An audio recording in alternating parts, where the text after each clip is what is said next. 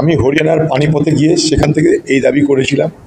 আমি গত বছর কোভিডের সময়তেও এই দাবি করেছিলাম। আমি একটা জিনিস দেখেছি যে পরিযায়ী শ্রমিকদের বিপদের সবথেকে বড় কারণ হচ্ছে রাজ্য সরকারের প্রশাসনিকভাবে তাদেরকে সহযোগিতা করছে না। মনে করুন কোন পরিযায়ী শ্রমিককে জিজ্ঞাসাবাদের ডেকেছে পুলিশ, ডাকতে পারে, আমাকেও ডাকতে পারে কেউ। পুলিশের কাছে গিয়ে তাকে কি বলবে? সে আমার বাড়ি এখানটায়, আমার গ্রাম এটাতে বলবে। এবার ওখানকার পুলিশ যখন এখানকার পুলিশকে জিজ্ঞেস করছে, এরা কোনো জবাব দিচ্ছে না।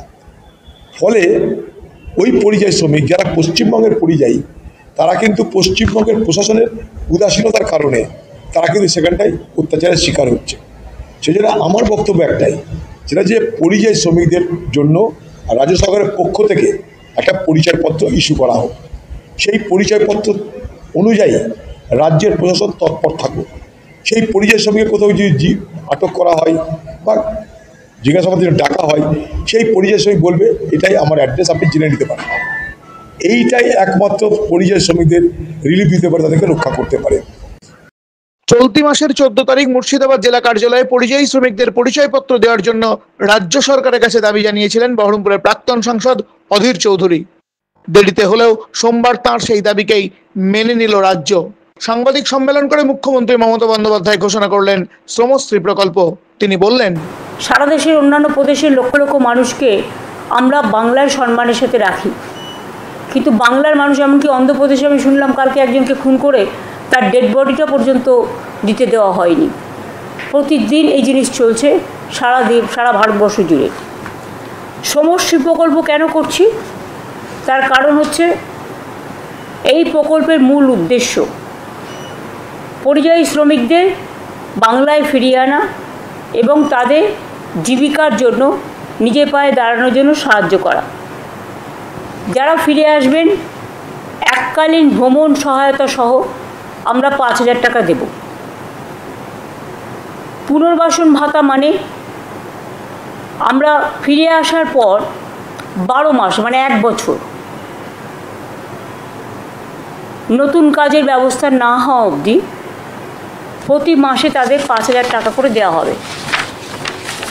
লেবার ডিপার্টমেন্ট হচ্ছে এটার ব্যাপারে নোডাল ডিপার্টমেন্ট। আমাদের উৎকর্ষ বাংলা আছে যেখানে স্কিল ট্রেনিং দেওয়া হয়। ফিরে আসা শ্রমিকদের মধ্যে আমরা দেখব দক্ষতা কার কীভাবে আছে, এবং যদি দক্ষতা থাকে দরকার হলে আমরা তাদের আবার প্রশিক্ষণ দেবো, দিয়ে বিভিন্ন কাজে ইনভলভ করব।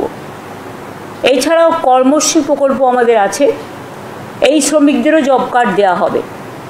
কর্মশ্রী প্রকল্প যেটা 100 দিনের কাজ বন্ধ হওয়ার পরে আমরা চালু করেছি, মনে রাখবেন এর মধ্যেই আমরা 78 লক্ষ জব কার্ড হোল্ডারকে কাজ দিয়েছি এবং 91 কোটির বেশি ম্যান্ডেট তৈরি হয়েছে। রাজ্য সরকারের নিজের খরচায় 19,000 কোটি টাকা সুযোগ পাওয়ার মানে খরচ হয়েছে। কিছুদিনের মধ্যেই যারা ফিরে এসছে, যাদের আমরা যোগাযোগ করে বা অনেকে বাংলাদেশে নিয়ে চলে গেছে, সেখান থেকে কোর্টে কেস করে বা অন্ধ্রপ্রদেশে বা ছত্তিশগড়ে বা হরিয়ানাতে বা দিল্লিতে বা রাজস্থানে বিভিন্ন জায়গায় অত্যাচারিত হয়েছে, তাদের কোর্টে কেস করেও অনেককে আমরা ছাড়িয়ে এনেছি। এর মধ্যে আমাদের প্রায় 2,730টা পরিবার আছে। এটাকে যদি আপনি 4-5 জন করেও একটা পরিবারের সংখ্যা অনুযায়ী যোগ করেন, তাহলে মোট 10,000-এর বেশি লোক কিন্তু আমরা নিয়ে এসেছি অলরেডি। বাদ বাকি তো অনেকে নিজে আসছেন, নিজেরাও এই পোর্টালে অ্যাপ্লাই করতে পারেন। এই পোর্টাল অনুযায়ী তারা প্রথমে এসে নথিভুক্ত করবে। তাহলে আমি বলবো শ্রমশ্রীর নামে একটা পোর্টাল করে দিতে। হ্যাঁ, শ্রমশ্রীর নামে একটা পোর্টাল করলে তাকে একটা আই কার্ডও দিয়ে দেবে। আই কার্ডের মেম্বার হিসেবে সে এই সুযোগ সুবিধাগুলো পাবে। কিন্তু পরিযায়ী শ্রমিকদের দাবি মাসে 5,000 টাকায় সংসারিত চলে না। উল্টে তাঁদেরই একাংশের দাবি পরিযায়ী শ্রমিককে ভোটের বাক্সে টানতেই 2026-এর আগে রাজ্যের মুখ্যমন্ত্রী এই শ্রমশ্রী প্রকল্প চালু করেছেন। পরিযায়ী শ্রমিকদের জন্য 5,000 টাকা যে ঘোষণা করলো মমতা ব্যানার্জি, এটা ঠিক, কিন্তু 5,000 টাকা এখন বর্তমান সংসার চলে না একটা পরিযায়ীদের। এবং মমতা ব্যানার্জি যিনি ঘোষণা করেছে 5,000 টাকা করে পরিযায়ীদের জন্য, উনি 22,40,000 পরিযায়ী শ্রমিক। এই 22 লক্ষ পরিযায়ী শ্রমিকটা উনি ঘোষণা করেছে, এটা দুয়ারে সরকার যেটা করেছে সেটাই, কিন্তু দুয়ারে সরকারের অনুযায়ী যারা 70% পশ্চিমবাংলায় বসবাস করে তারাই করেছে, কিন্তু অনলি 5% করেছে পরিযায়ী শ্রমিক, তারা ফর্ম ফিল আপ। কিন্তু এর মধ্যে যদি ভেরিফিকেশন করা যায় পরিযায়ী শ্রমিক অনলি 5%ই হবে। এতে পরিযায়ী শ্রমিকদের অনেকটা ক্ষতিকর। আপনি প্রকল্পটাকে কিভাবে দেখছেন? প্রকল্পটাকে একটা রাজনীতির ইস্যু সরকারের। এই যে নানা জায়গাতে অনেক জায়গাতে দেখলাম সব থেকে বেশি বিজেপি শাসিত যে পশ্চিমবাংলায় পশ্চিমবাংলার পরিযায়ী শ্রমিক দেখে আক্রমণ আজ উঠেছে। তার জন্যই মমতা ব্যানার্জি ভোট ব্যাংকিং এর জন্য রাজনীতির এটা পলিসি, অন্য কিছু না। ওয়েস্ট বেঙ্গল মাইগ্রেন্ট ওয়ার্কার্স অ্যাসোসিয়েশনের মুর্শিদাবাদ জেলা সম্পাদক কামাল হোসেন বলছেন, মুখ্যমন্ত্রী পরিযায়ীদের দীঘার মন্দিরে বাটি নিয়ে ভিক্ষা করবার জন্য রাস্তা খুলে দিচ্ছেন। যে রাজ্যে